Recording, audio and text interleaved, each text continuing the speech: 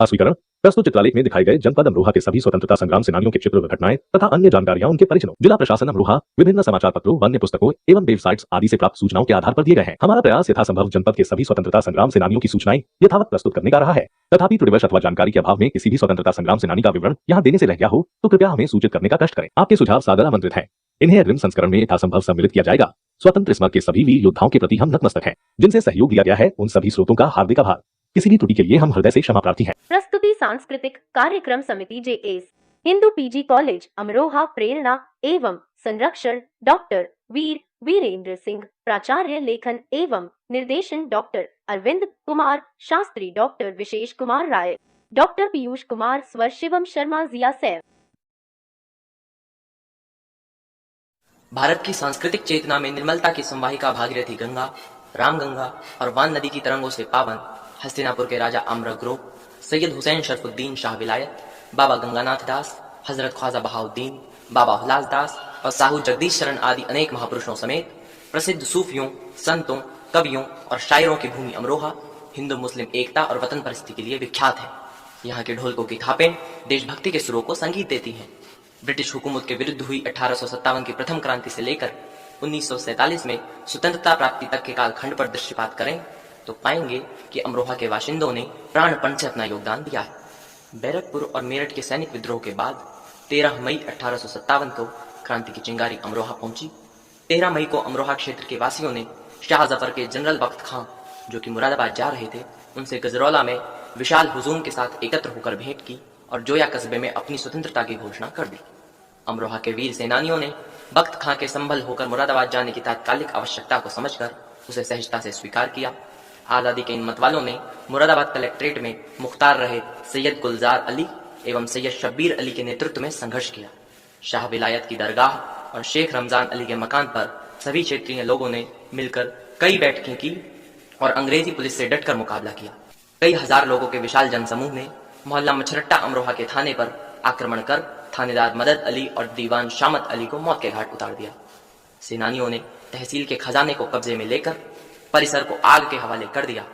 संयुक्त मजिस्ट्रेट जे कैंपवेल और न्यायाधीश जेसी विल्सन तथा देशद्रोही अंग्रेजों के चाटुकार रामपुर के नवाब की सेना भी अमरोहा के वीरों का उत्साह कम न कर सके। 2 जून 1857 को पुनः आसपास के क्षेत्र और अमरोहा में ब्रिटिश राज्य समाप्त कर क्रांतिकारियों ने स्वयं को स्वाधीन कर लिया। अनेक सेनानियों ने काला पानी, कोड़ों की मार और जेलों की यातनाएं भी सही। कई के घर भी तोड़े गए। अनेकों को घर छोड़कर भूमिगत रहना पड़ा। यहाँ अंग्रेजों की फूट डालो राज्य करों की कूटनीति धाराशायी हो गई। अमरोहा के समर्पित वीरों के आगे उनकी एक न चल सकी। ऐसे ही पराक्रमी शूरनी सेनानियों के साहस, समर्पण और देश प्रेम को देखकर बहादुर शाह जफर ने अंग्रेजों को ललकारते हुए कहा है कि गाजियों में बू रहेगी जब तलक ईमान की, तख्त लंदन तक बजेगी तेग हिंदुस्तान की। 1919 का प्रसिद्ध जलियांवाला बाग हत्याकांड का अमरोहा में व्यापक असर हुआ। कई देशभक्त नौजवान तभी से स्वतंत्रता समर में कूद पड़े। इसी निशंस नरसंहार से क्षुब्ध होकर मोहल्ला बेगम सराय निवासी बाबूलाल वैश्य सरकारी नौकरी को छोड़कर भारतीय कांग्रेस के साथ आंदोलन में सक्रिय हो गए। गौरतलब है कि क्षेत्र में असहयोग आंदोलन में पहली गिरफ्तारी अमर सेनानी बाबूलाल वैश्य ने ही दी थी। इनके परिवार में संस्कारों व देश प्रेम की शिक्षा का ऐसा प्रभाव था कि इनके पुत्र हरिशंकर गर्ग ने मात्र 13 वर्ष की अल्पायु में किशोर दल बनाकर क्रांतिकारियों के भोजन आदि की समुचित व्यवस्था कर उनकी सेवा की और बड़े होकर भारत छोड़ो आंदोलन का हिस्सा बनकर उन्होंने 8 मास के कठोर कारावास की यातना भी झेली। स्वदेशी का प्रचार, विदेशी वस्तुओं का बहिष्कार करते हुए अमरोहा वासियों द्वारा अनेकत्र विदेशी सामानों की होली जलाई गई। यही नहीं, अमरोहा से बाहर भी यहाँ के क्रांतिकारियों ने जंगे आजादी का परचम लहराया। अंग्रेजी फौज की गोलियों के छर्रों के निशानों को गोल्ड मेडल और आजादी को अपनी बेगम कहने वाले खुददार सेनानी जहूर अहमद कहीं और के नहीं, आपके ही शहर अमरोहा के मोहल्ला चाह गौरी के निवासी थे। इन्होंने चांदनी चौक दिल्ली में अंग्रेजों की कपड़ों और शराब की दुकान में आग लगा दी थी। अंग्रेजी फौज की गोली लगने से आप घायल हुए और लाहौर जेल में शहीद आजम भगत सिंह के साथ कई महीने कैद में रहे। जुर्म सहे, किंतु समर्पण ऐसा था कि स्वतंत्र भारत में पेंशन आदि सुविधाएं लेना भी जरूरी नहीं समझा। 1930 में सविनय अवज्ञा आंदोलन के समय महात्मा गांधी जी के प्रतिचिह्नों पर चलते हुए अमरोहा वासियों ने नमक कानून तोड़कर हुकूमत की अवज्ञा की। भारत मां के ये अमर सपूत आजादी के लिए कोई भी कीमत चुकाने को तैयार थे। 23 लोगों को गिरफ्तार कर ले जा रही पुलिस की बस को स्थानीय लोगों ने घेर लिया।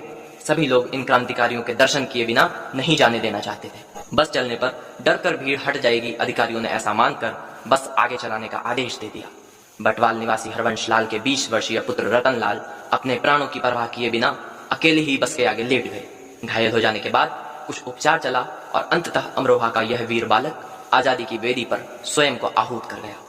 धन्य है खुदीराम बोस के पद चिन्हों पर चलने वाला यह वीर शहीद, धन्य है उसके माता पिता और धन्य है यह भारत माता जहां ऐसे वीर सपूत जन्म लेते। लहू वतन के शहीदों का रंग लाया है, लहू वतन के शहीदों का रंग लाया है, उछल रहा है जमाने में नाम आजादी। 1941 में व्यक्तिगत सत्याग्रह तथा 9 अगस्त 1942 में भारत छोड़ो आंदोलन के समय अमरोहा वासियों का उत्साह प्रशंसनीय रहा। इस अवधि में यहाँ के 50 लोग जेल गए। इन सब ने वहां घोर यातनाएं झेली मगर उफ तक न की। अदम्य साहस के प्रतीक मातृभूमि के इन सेवकों का यह उत्साह देखकर अंग्रेज सरकार भयभीत हो गई। दरअसल हुकूमत की तमाम जेलों की चौखटों पर अमरोहा की वीरता निरंतर दस्तक दे रही थी। निरंतर हो रही इस दस्तक का स्पष्ट आशय था कि याचना नहीं अब रण होगा, जीवन होगा जय या कि मरण होगा। मुरादाबाद, बरेली, मेरठ और लाहौर की जेलों के साथ साथ देश भर की अन्य जेलों में भी यहाँ के पराक्रमी सेनानियों को रखा गया। उन्हें तरह तरह से यातनाएं दी गई। हसनपुर क्षेत्र के निवासी लाहौर विश्वविद्यालय से स्नातक ओम प्रकाश शास्त्री को आंध्र प्रदेश की उस्मानाबाद जेल में रखा गया। इनके बड़े भाई रघुवीर शरण को अंग्रेजों ने बरेली जेल में रखकर इतनी कठोर यातनाएं दी कि वे अपना मानसिक संतुलन खो बैठे थे। जानकार बताते हैं कि मानसिक रूप से अस्वस्थ होने के बावजूद उनके अवचेतन मन में देश प्रेम की भावना इतनी प्रबल थी कि वे हमेशा आजादी के तराने गुनगुनाया करते थे। आजादी की लड़ाई में मोहल्ला कायस्थान निवासी इन दोनों भाइयों का योगदान अविस्मरणीय है। धन्य है ऐसी देशभक्ति। इसी मोहल्ले के पीतम शरण आचार्य भी इन दिनों जेल गए थे। हसनपुर क्षेत्र के 27 लोगों का नाम विशेष रूप से लिया जाता है। इनमें सुल्तानपुर भीमा निवासी गुलाब दत्त शर्मा, गंगेश्वरी निवासी मुकुट विहारी शर्मा, सांथलपुर निवासी पूरन चंद, उझारी निवासी रामोतार अग्रवाल तथा सैदा अली ने भारत छोड़ो आंदोलन के दौरान ब्रिटिश जेलों में कारावास का कष्ट सहा। जुझारपुर निवासी मंगत राम ने नेताजी सुभाष चंद्र बोस के आह्वान पर आजाद हिंद फौज में भर्ती होकर देश सेवा की। इसी प्रकार 1914 में जन्मे कैलबकरी गांव के अमर सेनानी डालचंद अल्पायु में ही 8वीं कक्षा के विद्यार्थी रहते हुए जंगे आजादी में शरीक हो गए। इन्होंने पहले चंद्रशेखर आजाद के साथ और बाद में आजाद हिंद फौज में रहकर अपनी सेवाएं दी। उस दौर में गांव पीपली कोठी में अंग्रेजों की अदालत लगती थी, जिस पर इन्होंने अपने 30 साथियों के साथ हमला करके आग लगा दी और भारतीयों पर किए जा रहे जुर्म की दास्तानों से भरे सारे दस्तावेज राख कर दिए थे। आप स्वतंत्र भारत में किसान इंटर कॉलेज बादशाहपुर के प्रबंधक और जिला पंचायत मुरादाबाद के सदस्य रहे। 5 वर्ष पूर्व तक भी लोग आपसे प्रत्यक्ष आजादी के किस्से सुना करते थे। भारत छोड़ो आंदोलन के दौरान नगर के कोट मोहल्ला निवासी प्रमुख सेनानियों में से एक रामेश्वर दयाल खंडेलवाल कोट चौराहे पर फिरंगियों को ललकारते थे। बाल्यावस्था से ही आजादी की घटनाओं में बढ़ चढ़कर हिस्सा लेने वाले खंडेलवाल एक नहीं बल्कि 3 बार जेल गए थे। कई बार बैंतों और कोड़ों की मार सही, लेकिन जन्मभूमि को दास्ता से मुक्त कराने का उनका संकल्प जरा भी कमजोर नहीं हुआ। इसी समय की घटनाओं में जिले के ग्राम मखदूमपुर और पीलाकुंड के बीच 6 क्रांतिकारियों के द्वारा डाक लूटने और आग लगाने की घटना भी सामने आती है, जिनमें मखदूमपुर निवासी मूलचंद शर्मा जेल की प्रताड़नाओं के कारण बीमार रहने लगे और बीमारी की अवस्था में भी जेल में रहने के कारण अपनी इकलौती पुत्री का विवाह भी अपनी आंखों से न देख सके। श्री राम इंटर कॉलेज की स्थापना में भी इनका विशेष सहयोग रहा और इनकी उदारता की पराकाष्ठा देखिए कि इन्होंने आजादी के बाद पेंशन तक भी नहीं ली। अपरोला निवासी नाथुराम शर्मा वैद्य भी इन्हीं 6 क्रांतिकारियों में से एक थे। इनके सुपुत्र श्री नरेंद्र शर्मा बताते हैं कि बरखेड़ा सदात के गेंदालाल भी इसमें सम्मिलित थे, जिन्हें 4 वर्ष का कारावास हुआ। इसमें काला कुआं निवासी श्री बाल गोविंद गुप्ता भी थे, जिन्हें गिरफ्तार कर मुरादाबाद और बरेली के कारागृहों में रखा गया। वो ये बताते थे कि क्या नाम है, जब सन 47 में तो आजाद हो गया था। 2 बार जेल गए थे। एक बार 6 महीने की सजा हुई, एक बार 3 साल की हुई। तो जो 3 साल में तो वो आंदोलन ऐसे गांधी जी का जो चल रहा है, हमारे ख्याल से भारत छोड़ो आंदोलन किसमें गए होंगे? हाँ, 1942 में। तो उसमें 6 महीने की हुई थी, जो बांसदेव से चला था। बांसदेव से चल के और यहाँ गिरफ्तारियां दी थी थाने। ऊंचा खत्रियान गली नंबर 1 निवासी श्री दीनदयाल टंडन जी का नाम भी इस डाक लूट की घटना में आता है। इन्हें भी बरेली और मुरादाबाद की जेलों में रखा गया था। ये सभी क्रांतिवीर इस प्रसिद्ध डाक लूट कांड के पश्चात वासुदेव तीर्थ पर मंत्रणा कर रहे थे। किसी मुखबिर की सूचना पर अंग्रेजी पुलिस ने मातृभूमि के सेवा के इस कार्य में बाधा डाल दी, किंतु जेल से लौटने के बाद ही इन सभी की क्रांतिकारी गतिविधियां पुनः आरंभ हो गई। गौरतलब है कि मातृभूमि को विदेशी दासता से मुक्त कराने में अमरोहा क्षेत्र की मातृशक्ति का योगदान जरा भी कम नहीं रहा। अमरोहा की मातृशक्ति के कृत कार्यों पर निगाह डालें तो सर्वप्रथम अमरोहा की उस बेटी का नाम जहन में आता है जो अमरोहा में जन्मी और रामपुर में ब्याही गई। नाम है आबादी बानो बेगम, जिन्हें बी अम्मा के नाम से भी जाना जाता है। क्षेत्र के महिला समाज को संगठित कर आजादी के आंदोलन से जोड़ने में इनकी प्रमुख भूमिका रही। इन्होंने गांधी जी से प्रेरित होकर देश सेवा की।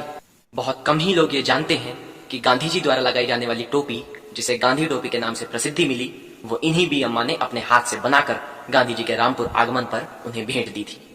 खिलाफत आंदोलन में गांधी जी के प्रमुख सहयोगी रहे अली ब्रदर्स इन्हीं बी अम्मा के सुपुत्र थे।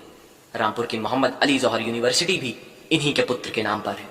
इसी क्रम में अमरोहा के विख्यात कवि, लेखक और चिंतक मोहल्ला कोट निवासी रघुवीर शरण दिवाकर राही की धर्मपत्नी श्रीमती प्रेम कुमारी दिवाकर का नाम भी उल्लेखनीय है, जिन्होंने दिव्यांगों, असहायों और विधवाओं के सहायतार्थ कार्य करने के साथ साथ आजादी की जंग में भी बढ़ चढ़कर हिस्सा लिया। अमरोहा के ग्रामीण अंचल के स्वतंत्रता सेनानी अपनी सादगी और सरलता के कारण महात्मा जी के उपनाम से विख्यात और अदम्य शौर्य के प्रतीक चौधरी अंगीर सिंह का नाम भी उल्लेखनीय व्यक्तित्वों में से एक है। इनका संबंध नारंगपुर के कृषिक परिवार से है। आपने अंग्रेजी फौज में भी सेवाएं दी और प्रथम विश्व युद्ध भी लड़ा, किंतु साम्राज्यवादी ब्रितानी हुकूमत के जुल्मों को देखकर आप स्वाधीनता के महायुद्ध में कूद पड़े और अनेक बार जेल भी गए। वेश बदलकर कलेक्ट्रेट मुरादाबाद में भारत माता के उद्घोष के साथ तिरंगा फहराना आपके देश प्रेम, आपके पराक्रम और आपकी निर्भीकता को दर्शाने वाली घटना थी। देश के प्रथम प्रधानमंत्री जवाहरलाल नेहरू से भी आपकी जेल में मुलाकात हुई। आप सिख इंटर कॉलेज नारंगपुर और तुर्की हायर सेकेंडरी स्कूल के संस्थापकों में शामिल रहे। श्री राधे श्याम छात्र जी ने जंगे आजादी में तो हिस्सा लिया ही, बाद में राधे श्याम शकुंतला शिक्षार्थ न्यास बनाकर शिक्षा के क्षेत्र में भी कार्य किया। इसी क्रम में धोनारा निवासी स्वर्गीय केपी सिंह मांगलिक का नाम भी आता है, जो बाल्यावस्था से ही स्वतंत्रता संग्राम में सक्रिय रहे। उल्लेखनीय है कि आप महात्मा गांधी जी के साथ पूना के आगा खां पैलेस में नजरबंद भी रहे। मोहल्ला कोट निवासी श्री राम कुमार गुप्ता, श्री परमेश्वरी दास आदि महात्मा गांधी जी से प्रेरित होकर स्वतंत्रता आंदोलन से जुड़े और जेल भी गए। अमरोहा के मोहल्ला मंडी चौक निवासी श्री राजाराम पंखिया जी का नाम भी अमरोहा के उन स्वतंत्रता संग्राम सेनानियों में आता है जिन्होंने अनेकों बार ब्रिटिश शासकों द्वारा अर्थदंड और लंबे समय तक कारावास और अनेक प्रकार की यातनाएं सही। अमरोहा क्षेत्र में शिक्षा क्रांति के महानायक 20वीं शताब्दी के भामा शाह, साहू जगदीश शरण जैसी पुण्यात्माओं का राष्ट्र निर्माण में योगदान सदैव याद किया जाएगा। इस प्रकार मातृभूमि की बलवेदी पर स्वयं को समर्पित भाव से प्रस्तुत करने वाले अमरोहा क्षेत्र के सेनानियों की सुदीर्घ श्रृंखला है, जिसे अल्प समय में प्रस्तुत कर पाना असंभव प्राय है। भारत माता के ऐसे ही कुछ अन्य रत्न रहे, जिनमें स्वर्गीय बुद्ध सेन जैन, खलील अहमद खां, बली उद्ला बेग, गोविंद राम, चांद बिहारी, कूडे सिंह, जमील अहमद, रफीक अहमद तथा नरोत्तम शरण आदि के नाम प्रमुख हैं। प्रशासन की ओर से सभी स्वतंत्रता संग्राम सेनानियों को समर्पित ब्लॉकवार शिलापट ब्लॉक परिसरों में लगाए गए हैं, जो न केवल इनकी स्मृतियों को ताजा करते रहते हैं, बल्कि नई पीढ़ियों को मातृभूमि प्रेम का पाठ भी पढ़ा रहे हैं। श्यामपुर गांव के बुजुर्ग मोहम्मद कलीमुल्ला भी आजादी के मतवाले थे, जो किशोरावस्था में ही क्रांतिकारियों की टोली में शामिल हो गए। दैनिक जागरण के साथ उन्होंने अपने किस्से साझा किए। आजादी के दिन समूचे देश सहित क्षेत्र में फैले उत्साह को आज भी उनकी आंखों में आई चमक के रूप में देखा जा सकता है। गंगेश्वरी गांव के बुजुर्ग आज भी आजादी के किस्से सुनाते नहीं थकते। गजरौला में अंग्रेज अधिकारियों ने एक गेस्ट हाउस बनवाया था, जहां अंग्रेज अफसर शिकार के पश्चात आराम किया करते थे। पेली गांव के पुतली कोठी आदि स्थल आज भी ब्रिटिश राज्य की क्रूर यातनाओं और दमनकारी नीतियों की याद दिलाते रहते हैं। एक तरफ तो यह पुराने महल खंडर होते जा रहे हैं, और दूसरी ओर भारत के सपूतों का स्वर्णिम वर्तमान और भविष्य स्पष्ट झलक रहा है, जब उसके ऋषि सुनक जैसे युवा लंदन में प्रधानमंत्री की कुर्सी के प्रबल दावेदारों के रूप में अपनी उपस्थिति दर्ज करा रहे हैं। आजादी के महायज्ञ में शरीक हुए सभी सेनानियों को कोटि कोटि नमन, विनम्र श्रद्धांजलि। जय हिंद, जय भारत।